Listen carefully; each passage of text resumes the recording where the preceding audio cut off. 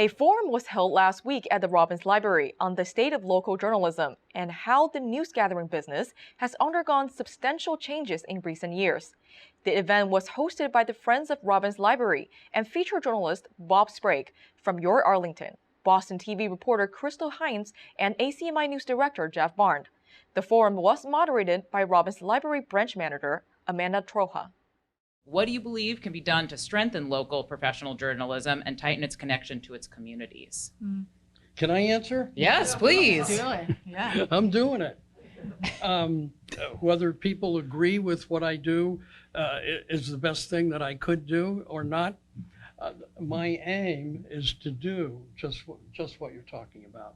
And to bring it to present, the Advocate really is no more, because it is the Advocate and Star as of last May. And if anyone happens to pick up the paper, I was a subscriber for 30 years.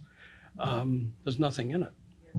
And my whole aim in pursuing YourArlington since 2006 has been to build it into a reporting outlet for Arlington. And we're doing it. You're plugged in, and quite obviously, I think Arlington's lucky to have somebody like you. I'm not saying that because you're here, and I've said that before, even outside of your presence. But seriously, you have your ear to the ground. You know what the the players are.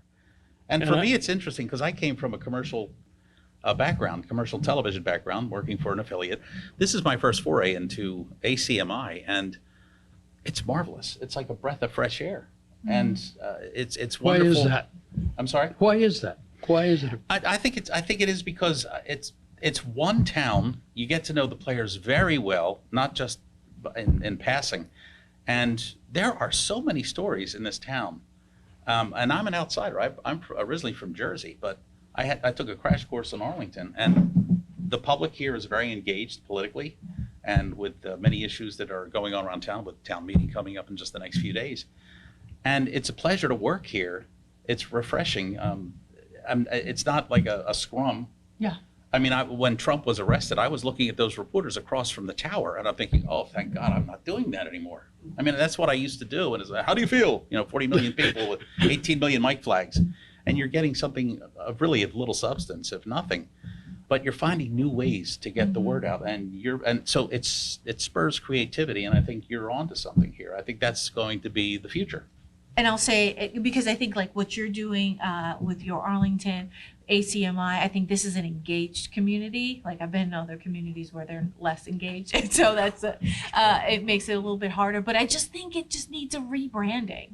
If that makes, like the way that we put energy, money, and focus into other things to pivot it so that it can be more appetizing to the masses. I think that that's what local TV needs to, but the problem is there's a stubbornness in newsrooms, and I'm sure that you came across this, where it's like, we got to do this differently. Like, we can't chase the big national stories. That's not what we do here. That's right. We need to do what we do well, and what we can offer that CNN and MSNBC and all the others cannot offer our community, because they'll come to us for that. I just really think the energy and investment, like what ACMi is doing, where like you've probably seen other public access television stations. They are not as sophisticated or organized or thoughtful. I mean, they try, but it's not the same. It's not the same kind of thing. So I think if the energy and the focus was put into local TV, pivoting it into a way where it is more focused on what viewers and communities want, not